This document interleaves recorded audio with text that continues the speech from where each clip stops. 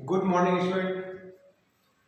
Linear higher order differential equation with constant coefficient. अभी हमने जो वीडियो आपको शेयर किया है वहां हमने क्या किया था, कॉम्प्लीमेंट्री फंक्शन सी एफ निकालना सीखा था। नेक्स्ट कंडीशन क्या होती है, इस कॉम्प्लीमेंट्री फंक्शन के साथ हमको पर्टिकुलर इंटीग्रल भी निकालना होता है, क्योंकि इस टाइप की डिफरेंशियल इक्वेशन हमको जितनी भी मिलेगी उस डिफरेंशियल इक्वेशन में जो कंप्लीट सॉल्यूशन होता है वो कॉम्प्लीमेंट्री फंक्शन और पर्टिकुलर इंटीग्रल के सम के इक्वल होता है। मतलब the complete solution of the equation y is equal to complementary function plus particular integral. अभी हमने कॉम्प्लीमेंट्री फंक्शन निकालना सीख लिया है, उसका वीडियो मैंने आपको शेयर किया है। अब हम सीखेंगे यहाँ पर कि पर्टिकुलर इंटीग्रल हम कैसे निकालते हैं। तो पर्टिकुलर इंटीग्रल फाइंड करना हमको सीखना है। पर्टिकुलर इंटीग्रल को हम पी आई से डिनोट करेंगे और it is depends on right hand side terms. Right hand side terms में जिस भी टाइप के फंक्शन होंगे उसी टाइप से हमारा पर्टिकुलर इंटीग्रल का कंडीशन चेंज होगा। जैसे हमको मालूम, हम जब इक्वेशन लिखेंगे तो हमको राइट हैंड साइड में एक्सपोनेंशियल वाला टर्म्स मिलेगा या फिर साइन और कॉस वाला टर्म्स मिलेगा या फिर एलजेब्रिक टर्म्स मिलेगा। अब ये दोनों कंबाइन होने के बाद एक्सपोनेंशियल एंड एलजेब्रिक के साथ में ट्रिग्नोमेट्रिक टर्म्स या फिर एक्सपोनेंशियल के साथ में ट्रिग्नोमेट्रिक टर्म्स या फिर x algebraic exponential and trigonometric. इस टाइप के फंक्शन हमको राइट हैंड साइड में मिलेंगे और हर टाइप का हर फंक्शन के लिए एक अलग तरीके से हम पर्टिकुलर इंटीग्रल फाइंड करेंगे। ठीक है, तो देखिए पहले एक सिंपल और जनरल कंडीशन होता है हमारे पास पर्टिकुलर इंटीग्रल फाइंड करने के लिए। 1 function of d minus alpha और राइट हैंड साइड क्यू जो हमने लिखा है it is right hand side. ये जो क्यू है, ये जो राइट हैंड साइड में नंबर है इसको हमने क्यू से डिनोट किया है। तो 1/d minus alpha into Q equal to, इसका सॉल्यूशन क्या होगा, e to the power alpha x integration of e to the power minus alpha x into Q dx। मतलब ये इस वाले फंक्शन का जो है रिमेनिंग टर्म्स इंटीग्रेशन होगा, राइट। तो this is the particular integral of if right hand side is Q. Clear, Q means कोई भी फंक्शन हो सकता है। क्यू मतलब इसमें से कोई भी फंक्शन होगा तो ये जनरल टर्म्स का यूज करेंगे। ठीक है, अब एक जो हम शॉर्ट टेक्स्ट से क्वेश्चन सॉल्व करते हैं वो क्या, 1 function of D. 1 function of D जो हम क्वेश्चन में यूज करेंगे कंडीशन, उस कंडीशन का यहाँ पे यूज करते हैं 1 function of D e to the power ax। If right hand side में अगर e to the power ax, अब ये फिक्स कंडीशन है, ये जनरल कंडीशन है, राइट हैंड साइड में से कोई भी टर्म्स होगी इस कंडीशन का यूज करके हम सॉल्व कर लेंगे, राइट। अभी हम क्या करेंगे, सारी अलग अलग कंडीशन को कैसे सॉल्व करना है ये देखना है। तो 1 function of D e to the power ax exponential term से अगर राइट हैंड साइड में, तो इसको सॉल्व करने का प्रोसेस रहेगा कि 1 फंक्शन ऑफ a, ये जो d है इस d को a फंक्शन रिप्लेस करेगा, तो 1 function of a into E power ax। This is the solution of exponential. ठीक है, तो एक्सपोनेंशियल के लिए पर्टिकुलर इंटीग्रल इस टाइप से निकालेंगे, बट यहाँ पर कंडीशन होगा, एक कंडीशन अप्लाई करना पड़ेगा कि function of a is not equal to 0, कि फंक्शन ऑफ a 0 नहीं होगा। मतलब ये है कि d को अगर a रिप्लेस करना है तो इस पूरे फंक्शन को सिंप्लीफाई करने के बाद it is not equal to 0। Okay, तो ये 0 नहीं होना चाहिए। लेकिन अगर if function of a equal to 0, तब हम ये वाला कंडीशन जो हमने न्यू ये फर्स्ट कंडीशन जनरल लिखा है इसका हम यहाँ पर यूज कर सकेंगे। क्लियर, मतलब ये है कि एक्सपोनेंशियल वाली कंडीशन है 1 function of d e to the power x में d is replaced by a, then if f of a is not equal to 0 then it is the answer, and if f of a is equal to 0 तब इसको क्या करेंगे, जो हमने general condition ऊपर लिखा है इसका यूज करके क्वेश्चन को सॉल्व करेंगे। तो ये राइट हैंड साइड में एक्सपोनेंशियल वाली टर्म्स के लिए हमने कंडीशन बनाया है। ठीक है, अब इस कंडीशन के लिए आपको एक एग्जांपल पहले बताएंगे, फिर बाद में सेकंड कंडीशन पर चलेंगे। Okay,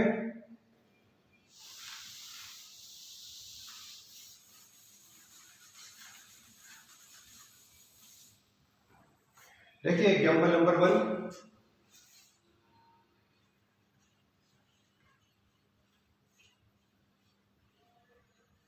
D square y upon D x square minus 5 D y by D x plus 6y equal to e to the power 4x।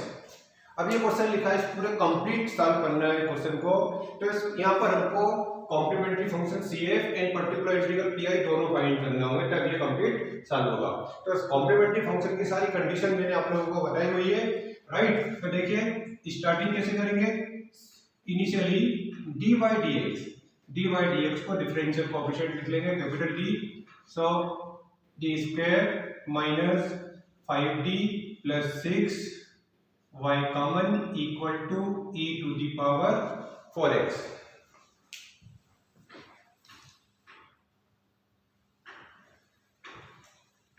Okay, so find now auxiliary equation. और हमने आपको ये भी बताया कि auxiliary equation find करने के लिए d को रिप्लेस करेंगे m से, m square minus 5m plus 6 और राइट हैंड साइड करेंगे 0। तो this is the auxiliary equation और it is a quadratic equation. तो सिंपल क्वाड्रेटिक इक्वेशन है, इसको सिंपल तरीके से फैक्टराइज करके हम रूट्स फाइंड करेंगे, ठीक है। दिस इज क्वाड्रेटिक इक्वेशन, इसलिए यहाँ पर इस इक्वेशन के रूट्स भी 2 ही होंगे। तो 2 रूट्स हमको फाइंड करना है। पहले हम इसको स्प्लिट करेंगे,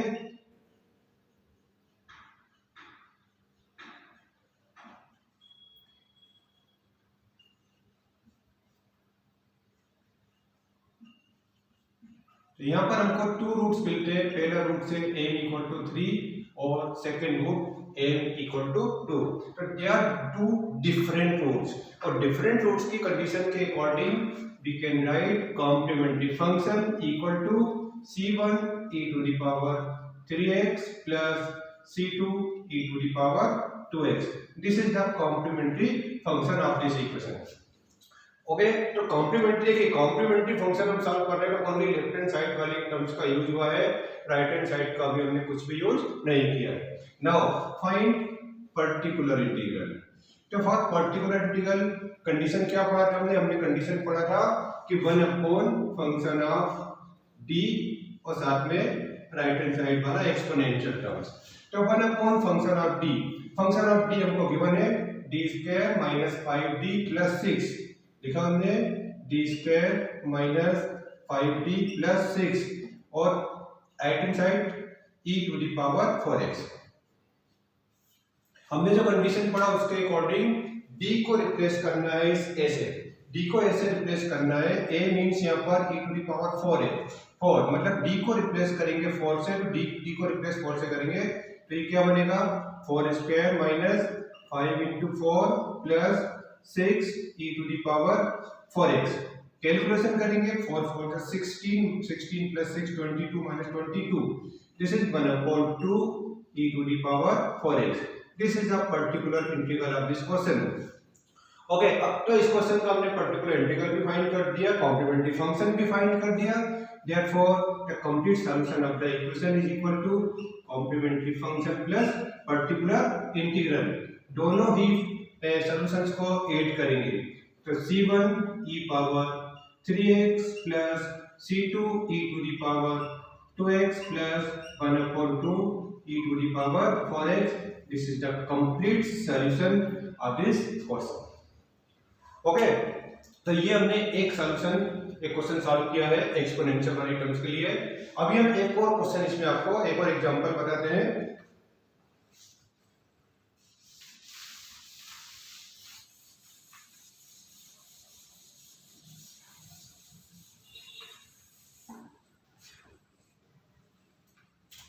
example number second, if we have d plus 2 and d minus 1 y equal to e to the power x। अभी देखिए यहाँ पर थोड़ा सा क्वेश्चन में चेंज है। क्वेश्चन में चेंज क्या है, ये already differential coefficient d form में दिया हुआ है, तो आपको dy dx को d नहीं रखा, इट इज आल्सो d और इसका मीनिंग ही होता है it is dy upon dx। Directly हम यहाँ पर ऑक्सिलरी इक्वेशन बना लेंगे। Now the auxiliary equation of this equation, auxiliary equation बनाने के लिए d is replaced by m। So this is m plus 2 m minus one equal to 0। और यहाँ पर हमको क्वाड्रेटिक भी नहीं है, फैक्टर्स भी ऑलरेडी बने हुए, बिल्कुल सिंपल इक्वेशन है, तो हम डायरेक्टली इसमें आंसर फाइंड कर सकते हैं। m equal to 2 and m equal to 1, they are different roots, यहाँ पर भी डिफरेंट रूट्स है, सो हम लिखेंगे CF is equal to C1 e to the power minus 2x plus C2 e to the power x। Complementary function हमने find किया है।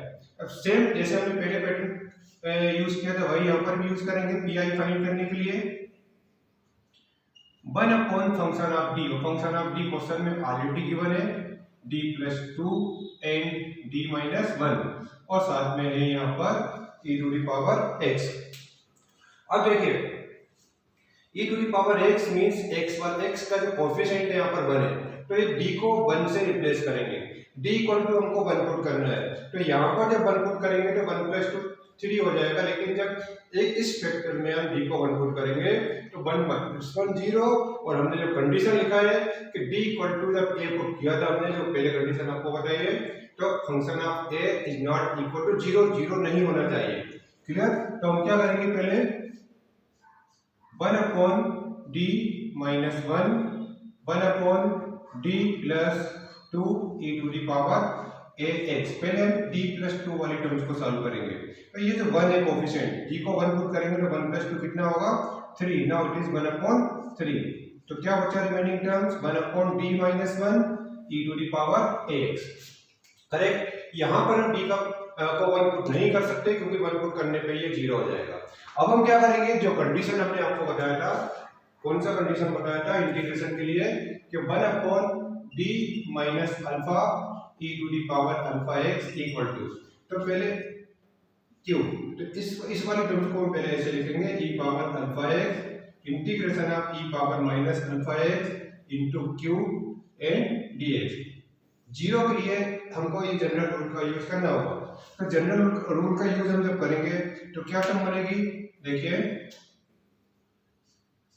1 upon 3 d minus a, यहाँ पर d माइनस अल्फा था और d माइनस 1 है हमारे पास में, अल्फा मतलब अल्फा इक्वल टू 1, तो ये होगा e to the power 1x और e to the power minus 1x, e to the power 1x integration of e to the power minus 1x, और multiplication of q means right hand side, और right hand side according to question e to the power x dx, therefore 1 upon 3 e power x, और integration में दोनों terms का e power minus x और e power x का multiply होगा, तो it is equal to e power 0, e power x और e power minus x को इंटू करेंगे e पावर 0, हमको मालूम है e पावर 0 का वैल्यू होता है 1, तो ये इंटीग्रेशन होना है, 1 का इंटीग्रेशन होगा x, 1 का इंटीग्रेशन x, तो pi 1 upon 3 x ex, this is the particular integral. Answer लिखने का प्रोसीजर हमको मालूम है, y equal to CF plus PI, CF और PI दोनों को ऐड करेंगे, CF क्या था C1 e to the power minus 2x plus C2 e to the power x and plus PI हमने फाइंड किया है 1 upon 3 x ex, PI हमने लिखा है 1 upon 3 x ex, this is the complete solution of this question. तो exponential की दो condition होती है, एक में 0, एक function f of a equal to 0, second f of a is not equal to 0, दोनों के लिए मैंने आपको एक एक एग्जांपल बता दिया है। नेक्स्ट लेक्चर में हम आपको साइन कॉस और अलजेब्रिक टर्म्स बताएंगे।